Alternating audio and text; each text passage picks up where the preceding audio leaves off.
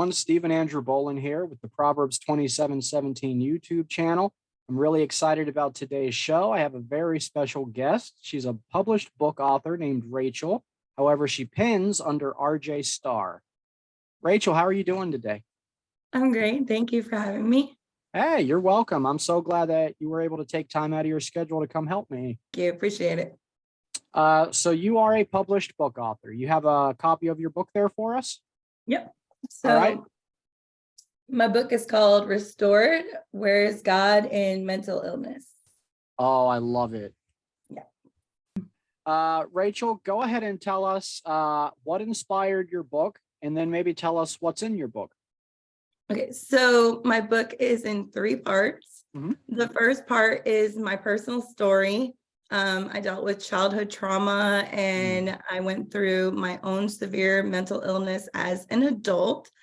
And then the second part actually deals with mental illness itself. So I talk about different mental illnesses. I was actually diagnosed a total of 3 different ones, bipolar disorder, PTSD, and then finally, the one that really was legitimately me was the borderline personality disorder. Okay. So I talk about several different mental illnesses, those included, but others as well. Go in depth about that. I talk about the brain and how mental illness affects the brain. I talk about depression and anxiety. And then the third part is about getting better.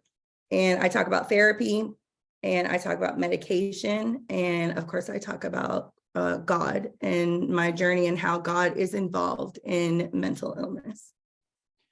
You know, I think that's really special because there are a truckload of books out there that kind of help us identify if we have a mental illness, but there's very little literature out there that helps you address that mental illness once you identify it.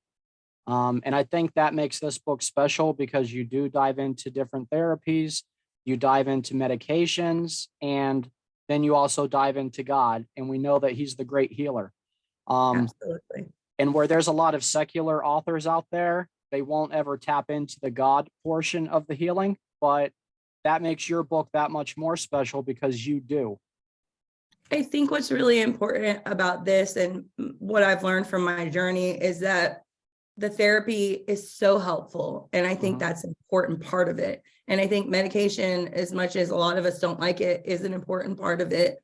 But I think that helps us get through like to a survival mode where we can function, but be completely restored. Yeah. You have to have that God piece. And I think that's what a lot of people are missing. And I really want people to get that.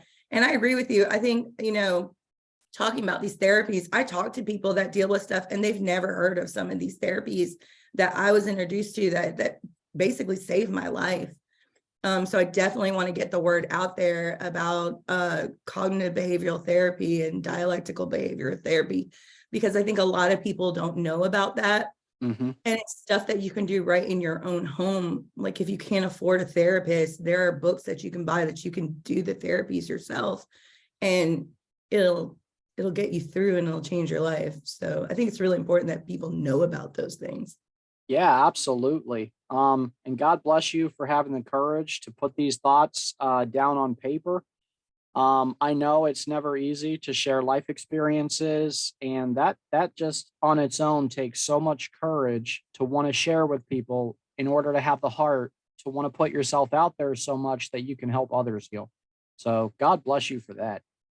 Thank you. I appreciate that. It was kind of hard to go back in my past and kind of relive a little bit because, as a child, you don't realize what you're going through. And then when you look back, you see all the signs that were there, that things that could have been prevented if people just know, ahead of time. And hopefully this book will help parents and loved ones and kids and people that maybe can prevent some of these things from happening before you get to that point where you have a mental break and you have to deal with a really severe mental illness.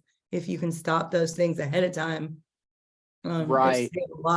a lot of grief. Yeah, like help address it while it's on the road to destruction before it gets to a point where it's a mess, you know? Absolutely. I think that growing up in a home that was very religious, my parents just didn't know about things like that. And of course, this was back in the 80s. But now counseling and stuff is so prevalent. Mhm. We really, like, a lot of parents can really help their children now. And I feel like mental illness and God are never in the same room. And I want that to be a comfortable issue where people can see that God is very involved in these types of things. And sometimes the enemy sets certain people up Mm. with trauma and sets certain people up to try to destroy their lives Yep. because they have a plan and a purpose for their life. And he wants to get them young and he wants to take them out, and he'll do everything he can to stop them. But if God's got a hold on you, he's going to take care of you and he's going to see you through. And I think some people don't make it that far because they don't realize that. And there's hope. There is more than just survival. There is more than just, having an okay life where you can manage your symptoms. Mhm. You can be totally restored. And I think a lot of times the reason why this is not really out there is because I think there's a lot of lack of faith. Honestly, borderline personality disorder is not something that gets fixed. It is not reversible.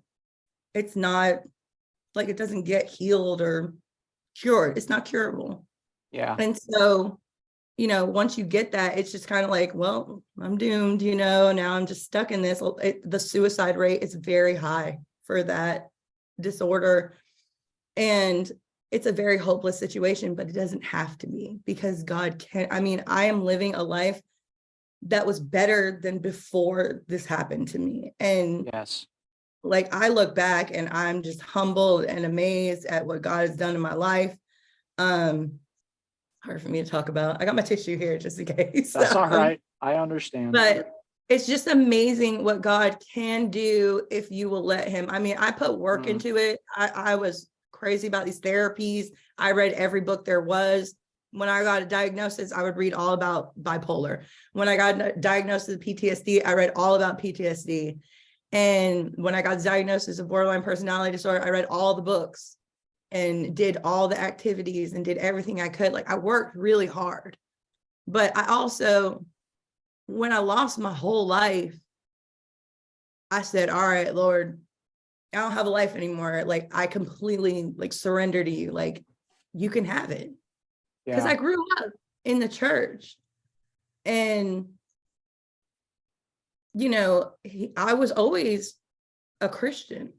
Yep. But there's this point of surrender that just never happened. This full 100% surrender that just never happened until I didn't have anything left to surrender.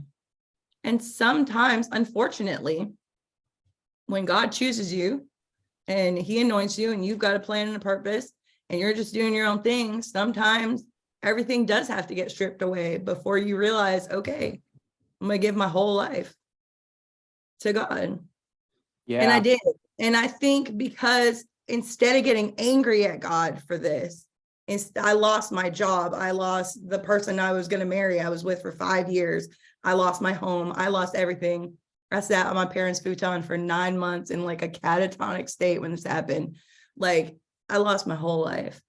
And I could have got mad at God and I could have hated God and say, God, you let this happen. My life is over. Like, I hate you. Like a lot of people do. Mm-hmm. But I think because I said, you know what, Lord, you can have my life. And I completely surrendered to him. It wasn't a snap of the finger. And I talk about that in my book. It took a decade to get where I needed to go. But I got there. And I got well over time, and it's a journey. And I talk about that a lot. It's a journey. And I cannot believe where I am now. Like, I look around and I think about the person that's in this book and I think about where I am, and it's impossible. I don't look like what I've been through. Yeah. It's crazy. God is amazing. You touched on something earlier that I think is the story for so many of us. And it's that back in the 80s and 90s, addressing mental illness was so taboo, it always got kicked under the rug. Mm, And us being the product of children who grew up in the 80s and 90s, we learned to accept that as the norm. And now it created a generation of people that are too scared to admit, okay, I need help, either from mm, medication or from therapy or from counseling or from just God. Like we're scared to admit that we need help because we see that as failure. When it's mhm. not failure, that's the sign of a warrior who's willing to seek help to keep pushing forward. Um, and Absolutely. I want to emphasize that for people watching this because it's a blessing. Absolutely. I think there's a stigma, and as mental illness, there's a stigma, like you're crazy. Hmm. And my story's like so different because some people have borderline personality disorder. You don't know. I Yeah. was a teacher. I was a teacher. And like I would have to go into a classroom, teach children, and then come home and my mind and be crazy in my mind. And I talk about, there's a whole chapter in my book called The Teacher, and and how every day I was like looking over my shoulder, like, are they gonna know? Are they gonna find out? Are they gonna find out that I'm Mm, sick? Like it was so hard because I looked like a normal person. I looked like the person next to me, but I wasn't. I was so ill. And that's what's hard about that illness, is that you can be productive yeah. and you can and go to work, and you have to, because you're crazy, but your mind, like you're in extreme emotional pain, Mm, and your mind races, and it's tormenting illness. yeah. But nobody needs to, like, it's not like a schizophrenia where you're standing on the side of the road and you're shouting at cars, and people are like, oh, you're crazy, you have to, that's what people think mental illness is, but it's not. There are Right. so many people suffering even from just depression and anxiety, Yeah. that suffer every single day, and like you said, they just don't want to get help because they think, well, if I go see a therapist, then I'm crazy. Right.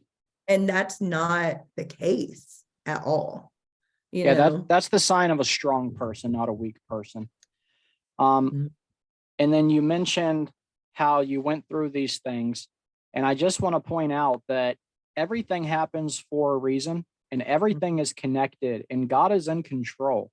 And because you were willing to surrender yourself to Him completely, He was able to use everything from your past traumas, everything from your decade, you said, of healing, to where now you're able to put it in a book and you're able to evangelize to others and witness to others and help heal others. How powerful does that make you feel now versus 10 years ago or so when you felt so weak and alone? it's like day and night, honestly. I mean, I couldn't even like see people at one point when it first happened. Like I couldn't go anywhere. Like for almost a year, I didn't see people. I didn't get out of like my parents' guest room. Like I just didn't even leave the room. Yeah. And I talk about that, and just going back into like getting into society again was so hard. Um, and now like I'm still a teacher, but now I'm a much better teacher than I've ever been in my whole life. Yeah, I'm sure. I see children so differently now, Yeah. and I can help children now because a lot of teachers see children like, oh, they're so bad, like they're so awful, and I see pain, I see hurt, and I'm like, okay, what's wrong with you? What happened to you? Instead of what did you do? What happened to you? And I'm so much of a better teacher than I've ever been. And I get to help people. And I've always wanted, I mean, I'm a teacher. I always want to help people. I'm designed to help people, but Yeah. now I can help people on such a different level. And if I can help people through something like this, Yeah. I mean, I feel like a hero. I really want to get that word out there to people, because I mean, I get on TikTok and I see I just type in mental illness just to see what's going on. And it's a lot of teenagers. and they're hurting, and their parents like don't believe them, or don't think it's as severe as it is. And it is. And when I was a kid, I just never told my parents anything. I Right. never told them because of shame. Mm-hmm. I talk about shame so much in this book because when something happens to you, when you're abused or something happens to you, you experience trauma, like you wear it. You Yeah. wear the shame on you, and that's like your label. And so I never told my parents, anything that was happening to me or anything that I was feeling, because I didn't want to disappoint them. Yeah. I didn't think they'd understand. I didn't know how they feel. And they were loving, wonderful people that, had I just told them, they would have accepted me and loved me and helped me. Mm-hmm. But when you're a kid and you're going through all these things, you don't know what to do. You don't know what to do. And I think like younger people just need to have that support, out there. And especially like this book is a lot toward like parents and like loved ones. Of course, it's for people that have mental illness, and it's written in a very casual way. Like there's not a lot of big vocabulary or anything like that. People that have read the book have told me that. I like the way it's written. It's just really easy to read, because if you're going through severe mental illness, you don't want to read a hard book to read. Yes. It's basically just me talking to people about all these things. It does get into like disorders and the brain and stuff, but it's written in a way that's like very explanatory and easygoing. You could probably read it in a couple days. It's about 200 pages, and it's just an easy read because it's designed to help people. Yes. And I just want like parents to know these signs. I talk about the different disorders and what they actually are, but then I talk about how people see them. And I think that chapter is really important, because I talk about anger and like, oh, we see anger, we see the hothead, this and that. I'm like, but what if it's a symptom? What if you don't realize that's a symptom, and we just see people and they're just angry, and we're like, oh, I can't stand that guy. He's always angry. Yeah. But if he's always angry because that's the only outlet he knows how to have for what's going on inside of him. Or we talk about people who are toxic or emotional and like all these different things. I break them down and I'm like, think about this as a symptom, and then start putting the pieces together so that parents and even people themselves can start to see like, wait, that's me, that's me, that's me, that's me, and put the puzzle together and be like, I need to go get help. Yeah. Or parents can start going, that's my child, that's my child, that's my child, that's my child. Maybe my child needs some help, instead of me always upset at my child. And that's really, I think, what's really important to try to get across to people. I think we just, like you said, we just push things under the rug, and we don't really look at people the way we should look at people, because we're so busy with our own lives and our own things. And there's people out there that are hurting and suffering and just need people to see them for what's going on inside of them. It's usually when somebody's acting out, it's usually just pain. It's Yes. usually just pain. Yeah. And you mentioned, oh, look at him. He's so angry. I don't want to have anything to do with him. And, that is a big epidemic in this country for men specifically. There's a lot of angry ladies, but more generally men, because growing up, every time a boy cries, he's told by his dad, stop crying, you're acting like a girl. Or every time he has a broken heart from his first girlfriend in middle school or something, breaking up with him, you're acting like a girl. It's like the only emotion growing up that men are allowed to express is anger. Sure. So we grow into men who only know how to release our emotions through anger. And they have that old saying that hurt people hurt people. Exactly. Bullies bully. Yeah. People that are bullied bully people. Usually when you Yes. see a bully in school, they've previously been bullied by someone else. Oh, yeah. Even at home, by a parent, maybe. You mentioned like looking up on TikTok. and seeing these younger kids with the mental illness just to try to stay up. I feel like that's also an epidemic in this country. Do you have advice for middle schoolers and teens who feel like they're alone on an island and they want help so bad, but they feel like they're just going to shame their families or maybe their families won't believe them? How would you explain to one of these young people to seek help? Like, what's the starting point? I think you need to find an adult that you trust. It may not be your parents, because I have seen some heartbreaking things on TikTok that were like just quotes from like, what's the worst thing you've ever heard? And it's like, oh, like something like, I don't know, like the kid was like saying, oh, I kind of want to kill myself. And the person responded like, you know what, you say it so much, why don't you just go ahead and do it? And then it said, this was from my mom. And you're just like, no way, and like just heartbreaking things like, oh, just go ahead and get it over with. You bother me all the time, Mm, and just like, you're just shocked at what parents say to their kids because they don't take them seriously, or, they're just so over it, because mental illness can be exhausting when you're the person, but it can be very exhausting when you're the loved one. And a lot of people say set boundaries, walk away, don't be involved in those people's lives, take care of your own mental health. But I say never walk away from someone that you love. You can have certain boundaries or whatever, but never walk away from someone that you love. And hopefully this book will help people not do that. But for those kids, I say find an adult that you trust, a teacher, a counselor, someone that you can talk to about how you feel so that they can get them the proper help.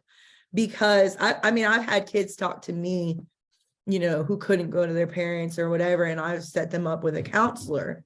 I'm not fit to deal with, I mean, you would think I am because I've gone through it, but legally, I'm not fit to deal with children, talking about suicide and stuff like that. I have to refer them to a counselor so they can get the proper mental health that they need. And my advice is just to find an adult that you trust. Find an adult that you trust. And it is good to also talk to your friends, and don't let that stigma stand in the way of talking to your friends. If they're really your friends, they're going to care about you. But just talk to an adult that you trust, because you need to get help. Everybody needs to get help. These kids on TikTok, they are suffering.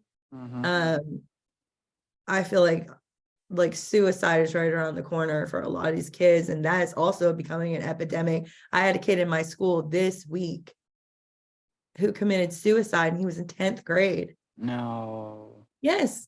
And beautiful young boy, in ROTC, involved. Shocking. Had a family and that cared about him, and it's because they don't talk to people about what's going on with them. And if you don't talk to anybody, you push all that inside, and it does get overwhelming. I talk about where I was at the point of suicide 2 times. I tried to commit suicide, and what people don't realize, they say, oh, that's really selfish and you shouldn't do that. But they don't know what it's like to be at that point. Because when you get to that low, horrible point, you don't think about what other people think. You just want everything to stop. And kids that don't talk about how they're feeling, especially going through all those extra hormones and emotions and stuff like that, it's overwhelming. Yeah. You just need it to stop. Yeah. And so things like the DBT that I was telling you about, the dialectical behavior therapy, there is something called distress tolerance. And I talk about this in my book, and it literally saved my life back then, when I just had these like racing thoughts so much. I couldn't stand it. I was like, I can't, I got it. It has to stop. You could go to these activities, and they keep your mind busy. Like, it takes your mind off of it. It's like, okay, do this. Like, either change your body temperature, put cold on your face, or something. Like, just change something.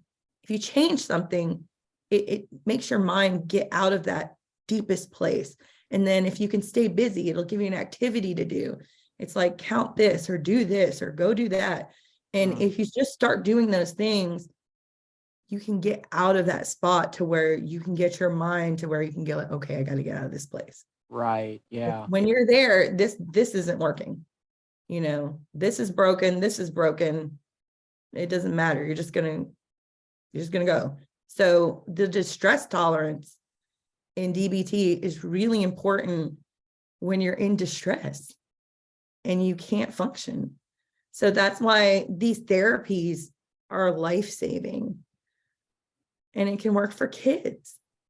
Do you have advice for the flip side of that coin? You're a parent, you feel like your children speak an entirely different language. They don't understand you any more than you understand them, but you can see they're hurting, but you don't know where to start. You don't know how to just come out at the dinner table and say, "Are you emotionally broken? Like, what's going on?" How would you tell a parent to address it if they see the need? I think parents, I think it's important to have a relationship with your kid to Sure. begin with. I know it's hard to do with teenagers these days, but just checking in every day with them, I think it's important, even if it's for a moment, like, hey, how anything happened at school today? How you feeling? Are you okay? Just little things like that mean a lot to kids. And I think a lot of parents forget to do that because they're busy and they're just like, hey, okay, we got to go do this. It's practice, da, da, da, and then go home and here's your dinner and good night. My mom used to pray with me every single night. She had 3 kids, and she would make sure to sit down every night and talk with us, pray with us, see if there was anything wrong with us. Of course, I didn't tell her what I was going through, but like, she was available. I could have, Yeah. she was available for us every night and spent time with us and wanted to see how we were doing and just made that time. And I think that's important. But I think parents should also, if they suspect something's going on with their child, they should read up on that kind of stuff. There's a lot of stuff going on in the world today with mental health. Mental health is a big issue right now. It's a huge issue right now. And Could you there's a maybe lot of stuff out there. could you maybe give them advice on how to look for that? You're sitting in front of the computer as a parent who's never addressed these things before. Do you just Google what's wrong with my child? I No, mean, where do you search? I would get on Amazon and maybe look at books. I did that for me when I wasn't well. I would just get on Amazon and I would read, like, how they have like the little snippet of the book. Yeah. I would just read through and be like, is this me? Is this me? Is this me? This is me. And I would get the book and then I'd read the book. I think they need to look at that and be like, is this how my child, is this what I'm seeing in my child? Is this what I'm seeing in my child? And maybe grab a book and try to read up on it. If they feel like their child is, bipolar, they have really high highs and then they have really low lows. They're like really anxious and all this stuff. And then they're really depressed. Maybe they should read up on bipolar. If they're just really depressed, they should read about depression in teenagers, and how to deal with that. Or maybe talk to a therapist themselves before they bring their child to a therapist, talk to a doctor, Yeah. someone that specializes in stuff like that and ask their advice. But honestly, I just think parents should be straightforward with their children and just ask them how they are.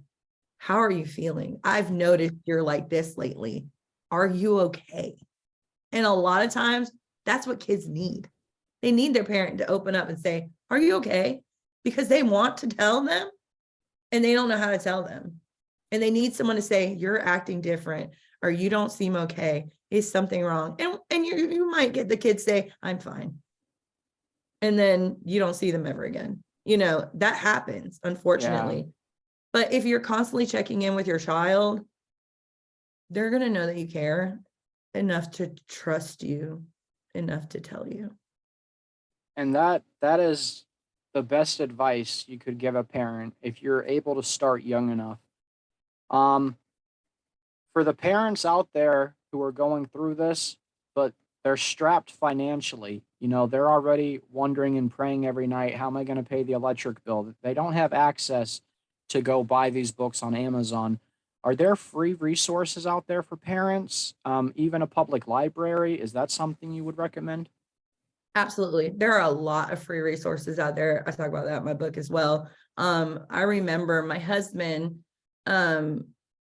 when we either were dating or when we first got married, I think when we were dating, he would find just like infographics for different mental illnesses, and we would go over the infographics, just really easy to read, had pictures and stuff on it, and it would just be really self-explanatory. You can find these things just searching the web.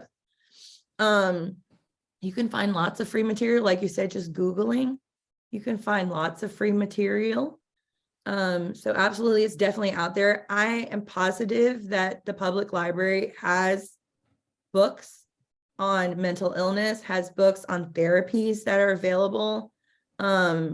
My aunt called me and said that her friend was so excited about my book that she was getting it put in her library.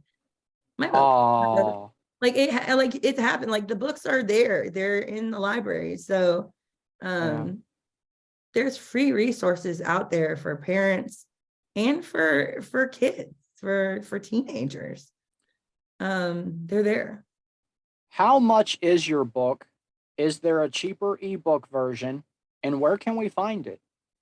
So my book is, the paperback is $14.99 on Amazon, and there is a Kindle.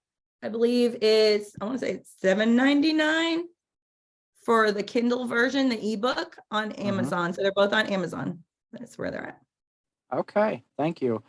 And at the end of this interview, if you'll send me the links for your book, and if you have a website or a Facebook or a group, all the information you can, I'll put it in the description because I would love to help people be able to find you and have that resource.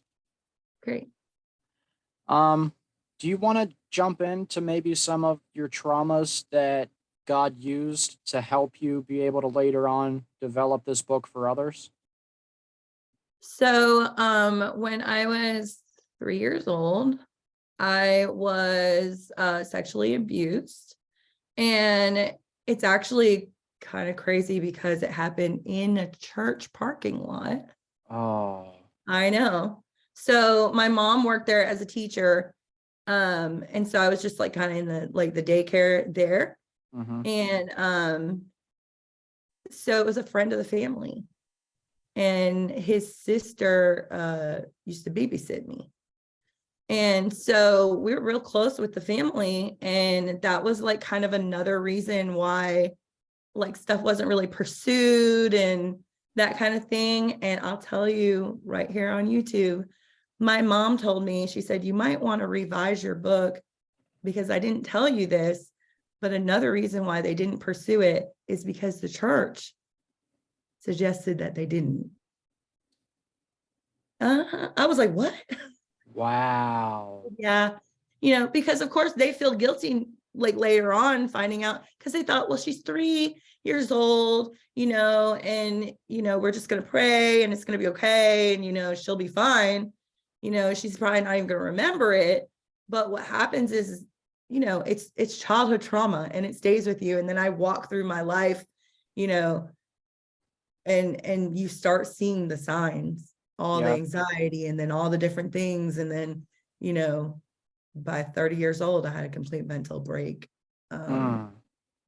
Yeah, it's crazy how, the devil tries to get in early and just break you down who you are, because he knows who you are, and he knows God knows who you are, like who God's planned on you to be for your life. And he wants to destroy that early on so that he doesn't have to deal with you later. But he didn't know. He didn't know what was going to happen to me. And it's amazing, and all the glory to God. But I've talked to so many people preparing for these interviews, and I have so many more lined up. And what you just expressed, that particular childhood trauma is so prevalent in all of their stories. I even have that in my background. And You know, the devil loves to try to attack you at infancy, like you were saying earlier. And that's the same with the story of Moses and the story of Jesus. He tries to kill the babies even. Mhm. Um, and he fails. You Yep. know, if they're able to get help and lean deeper into God, those more often than not are the ones that I'm seeing have the most fire for God now. And they're Mhm. doing the most to help other people who went through similar things. It's just a blessing to see. You know, it's like the scripture, what man intends for evil, God can use for good. Um, Absolutely. Praise God for that. Yeah. All things work together for the good. So I imagine having that in your childhood probably bled over into your young adult years, your teenage years. It did. I noticed when I was starting to go to public school, I was in like a private school and I went to public school in third grade. I started just throwing up every Mm. morning, just throwing up, just throwing up, just throwing up. And my parents were like, well, that's weird, but she just throws up in the morning and then she's fine, you know? And I would only throw up when I had to go to school. Like I never threw Mm. up on Saturday, Sunday. I never threw up in the summer. I threw up. Convenient. Yeah. So from third grade to 10th grade, I threw up every single day of school. That's not normal. No. That's anxiety. But Yeah. back then, you didn't know that was anxiety. You just thought that's odd, but she's a healthy kid, like everything's fine, like that's just weird, you know? And then you could just see things in like relationships and stuff like that. You could just start to see the pieces kind of fall apart with me. And I was an active kid. I had excellent grades. I played volleyball, you know, but like even in elementary school, my mom would see me like just sitting on the playground by myself. Like I didn't want to have any friends. Like I wasn't, that was just how I was. Like, Did you and even just feel now, like you couldn't trust friends at that age? I I don't mean, what know. was I it? mean, I was so young. And the other thing is, I talk about dissociative disorder in my book, which is another popular disorder that's coming up that people don't really talk about Mm. that much. But like kids are starting to notice it and talk about it and feel that this is something that they have. But dissociative disorder deals with multiple personality disorder. That's not part that I have, but also this like amnesia that you get. And I don't remember most of my childhood. I really don't. I've blacked out so much of my life. It's gone. There's no memories. Like I just have certain memories that I remember. And then like whole years and whole like months, they're gone. They're just, then there's nothing there. And I just don't remember them. There's just this amnesia from my childhood that I don't remember anything. So I remember sitting on the monkey bars by myself, but I don't remember who the people were in my class. I don't remember that whole year of school. I remember who my teacher was, but I don't remember any days of school. Mhm. You know, it's weird. Do you know of a way you can tap back into those memories that you've lost, or are they just gone forever? I don't care. I don't need to remember them. You're not missing them? Um, I don't know if there's like a hypnosis that does that or something like that, but I definitely don't want to tap into any hypnosis and get into something I don't want to get into. Right. But yeah, I don't miss it, you know, maybe it's gone for a reason. It's fine. It's weird, like when my husband and I are the same age. So when we talk about like kid stuff, childhoods, you know, shows and music and stuff, I'm just like, I don't know. I don't remember. And he's like, that's weird. Like he remembers everything from his Yeah. whole childhood. And I'm like, that's weird. I don't remember any, I don't remember any of that, you know? Like it's just strange. It's just to Yeah. me, you know, it's just gone. Is that the biggest trauma that you went through that formed you into the person who would later develop this book? So of course, because I had been sexually abused, that I, of course, got into like horrible relationships because I had that shame just written all over myself, and the wrong people could read that on me and got into my lives. And I was physically abused I was in a relationship where I was just physically abused for years, from when I was 15 all the way till I was 19. And that got progressively worse to where I was just being punched and like just bruised, but just in all the right places where you couldn't see it. You know, my back would be completely purple and my arms and stuff like that. But that was like my first real boyfriend, and I thought that was love. I thought I deserved it. I thought, this is what you think when you've gone through that kind of thing. And then once I got out of that, I ended up in a relationship where I was verbally abused. And I was like, this is better. This guy really loves me, because it starts off real subtle, but then, it always starts off real subtle and you don't see it coming. And then it gradually gets worse. And I think that's how people get caught up in stuff like that. And that's the relationship where I had that psychotic break and just lost everything, so I mean, I've been through a lot of different things, but it makes you strong. It makes you really strong. Do you have any advice for those young ladies who are going through the similar situations and think, well, maybe I'll stay because I did something to deserve this?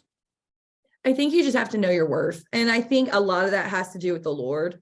The reason why that will never happen to me again is because I know who I am in Christ. I know who I am now. You're a daughter of the King. Exactly. And no one's going to mess with me because I'm a daughter of the King. Yep. I know my worth. And back then I didn't have any. And I think that's the difference. And I think women and young teenagers, and I just think the girls and the women, they just really need to find their worth. And that's what's missing. Because if you don't feel like you deserve anything good, sometimes you feel like you deserve something bad. And that's not fair to you, because you don't. No one deserves to be abused. No one deserves to be abused. Nobody. I don't care what you've done. I don't care if you have done something awful. No one deserves to be abused. Yeah. You deserve to be forgiven. Do you feel like the process, you mentioned that it took 10 years for you to heal. Do you think that a part of that process was not just forgiving your violators, but also forgiving yourself? Yeah, I talk about that in my book too. I hate to give away all your book's content. I know. No one's gonna buy it. It's all right here. No, I'm sure you put it more delicately than me. There's a lot more in there. But yes. So I talk a whole section on forgiveness towards the end of the book. And it was really hard for me to forgive a lot of people, not just the people that abused me, but just like people throughout my lives. Like there are people in the church that hurt me and my family. And, just like that church hurt. And like, there's a lot of people that I had, and sometimes that was worse than the abusers to me, like the pain, because it affected my family, my mom and dad too. Yep. And, it just like forgiving them, it was hard, but then realizing that you have to forgive yourself can be even harder. And then sometimes there was a point where I felt like I had to like forgive God, even though you don't have to forgive God because he's never done anything wrong. Like there was a point where I wasn't mad at God, but I didn't think he was good. And I talk about that too. I don't know if you've ever seen the movie The Shack, which is also very controversial. It is, but I liked, there's things in there that biblically don't match up. But as far as a story for helping people heal, I thought it was a good movie. So my brother had said he read the book and I wanted like the audiobook. I couldn't find it. So I watched the movie and it broke me. It literally broke me because I had been like on the road to recovery, and I was doing good. Like I was better at that point, and I was serving God, and I was like, all right, Lord, like I'm gonna live a life of sacrifice for you. That's what I'm doing. If that's what you want me to do, fine. Because even when I got better, like it was still hard. Like the devil's not going to stop coming for me ever. No. You know, it was hard today, probably because I was doing this interview with you. I was under attack today with my pets and stuff. Like it was just, I had a rough day today and last night. So, I mean, he's not going to stop coming for me. So I was just like, that's fine. Like, I'm going to live a life of sacrifice for you. I'm going to do whatever. I'm going to do whatever you want. I'm going to be your servant. And that's fine. And that's how I saw the Lord. I saw him as sovereign, and I'll just do whatever you want, and you're God, and I'll praise you anyway. But then there's a point in the shack where she's like, you don't think I'm good. And I can't even talk about it. Like I just started crying. And I was like, I don't think you're good. Like, I get it. You're God. God is good or whatever. You've blessed me, restored my whole life. But like, I didn't think he was like good, and there's just like, it just broke me, and it changed my whole perspective, because I had to start realizing that God did all this for my good, because he's good. Yeah. He is good. He loves us, and he's good, and once that hit, everything changed for me. Like my relationship with God just went so much deeper, and everything just changed. And I think that's where the turnaround really came for me, to realize that he's good. And I felt like I had to forgive him, and then in the book, I'm like, no, but it was really me forgiving me, because I was wrong to think that he wasn't good. Yep. And so that was the big, I had to forgive myself moment in my life. That's so awesome. I want to reach through the screen and give you a big hug. Yeah. So a decade of healing, 10 years. Yeah. What are the steps? You got to work hard for me. And I talk about that. You can't just rely on God to do it for you.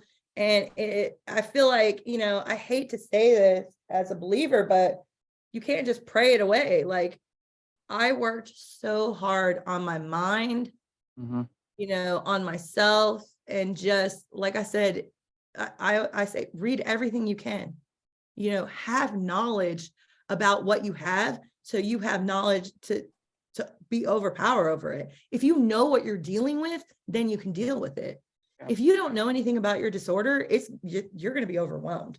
But if you know every aspect about your disorder, then you can have a handle on it, and you could start taking the steps to get through it. That's how I felt like when I started learning all about these things. And I was a little obsessive about it. Like I was just like, read. Like I just needed to read everything, because I wanted to know everything, because I wasn't going to let this thing beat me. I wanted to know more about it so that I could be it.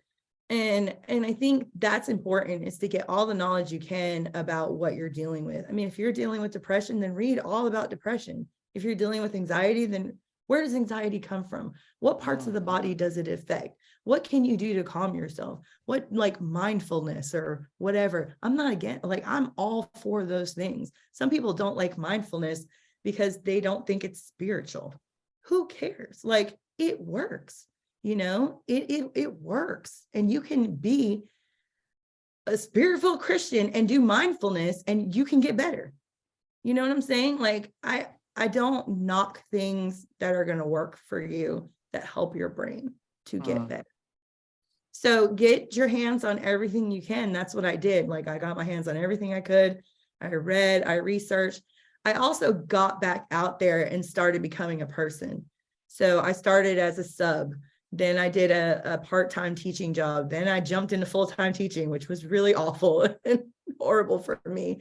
But I did it. And eventually God put me in a place where I was teaching at an alternative school. And I was like, why are you doing this? Right. But it changed my life and gave me a heart for those children, because they were all a mess. and they all needed someone that understood that they were in pain and that they needed someone to love them. And I found my place as a teacher for the first time. It wasn't a job anymore. It was my ministry, and It was a it was my calling. purpose. It was my calling. It was my purpose. Yeah. And that started changing things. So I didn't just like hide away. I kept pushing. I kept working. It was uncomfortable. It was awful. I was scared. I was nervous. I hated it most of the time, but I kept doing it because I needed to keep moving forward, you know? And so I just made myself do it because I needed to get better. Yep. You can't just sit in a corner and pray and think that God's going to make everything okay. Like, you have to put in the work too. And that's all up in my book, is that you got to be ready to put in the work if you want to be fully restored.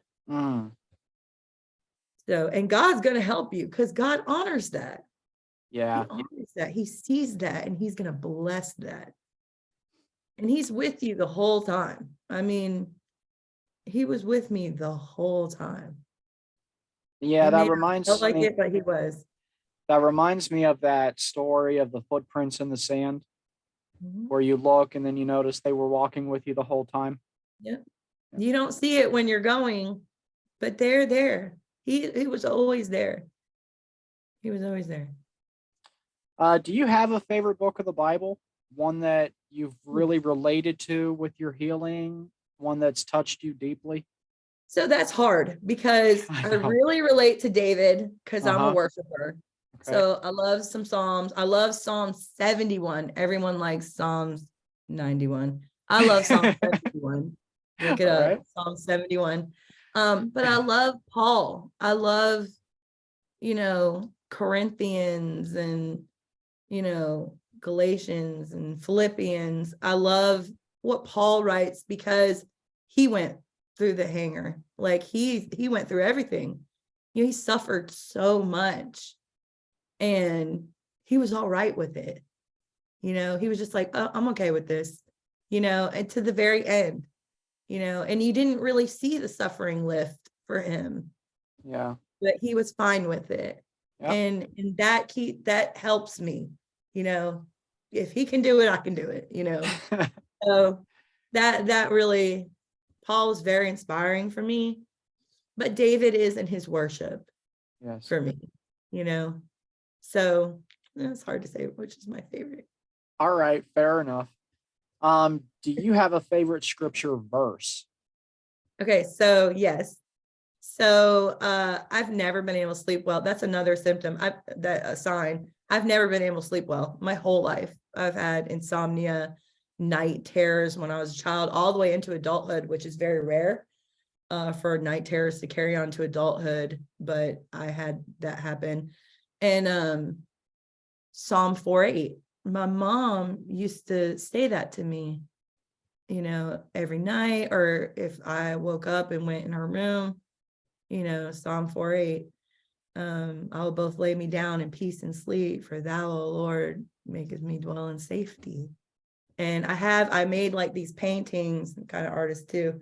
And I made like 4 little paintings, and I have that on my wall by my bed right now. And I keep that over my bed, so that at night, it's right there with me, because I don't sleep much still. I don't have night terrors anymore. God delivered me from that. When he delivered me from the mental illness, the night terrors left, which was amazing. I was in my 30s and the night terrors left.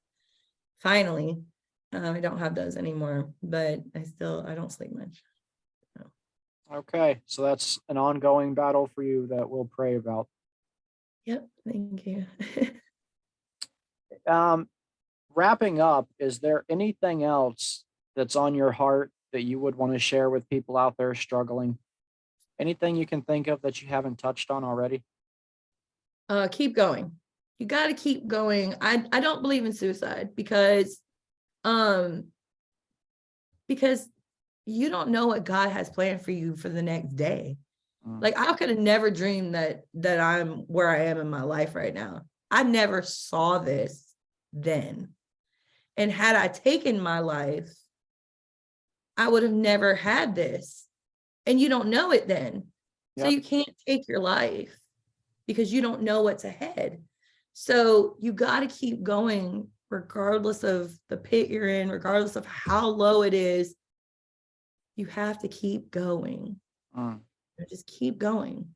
Whether you do get to talk to someone, whether you don't, if you are alone, God is always there. So you're never alone. But if you don't have anyone, you're just like, well, I just don't have anyone. You just keep going. You keep going because eventually it's going to be okay. That's awesome. Would you like to plug your book for us again? Tell us where we can buy it. Tell us what it's called. So again, my book is called Restored. Where is God in Mental Illness? RJ Starr is my pen name. And it's on Amazon. And it is available in paperback and Kindle. All right. I'm going to wrap this up, but it has been a real joy getting to talk with you today. And I really appreciate you taking this time out for me. Thank you so much. I really enjoyed it too. And thank you so much for this opportunity. I really appreciate it. It was nice to meet you. Anytime. I just wanted to take an extra minute with you guys and to say to you, if there's something in this episode that has touched you and you've realized that you don't have a personal relationship with our Savior Christ Jesus, and you want to know more about that, or you need prayer or just godly counseling, you can reach out to me. I'm going to put my Facebook information in the link down at the very bottom and my email address.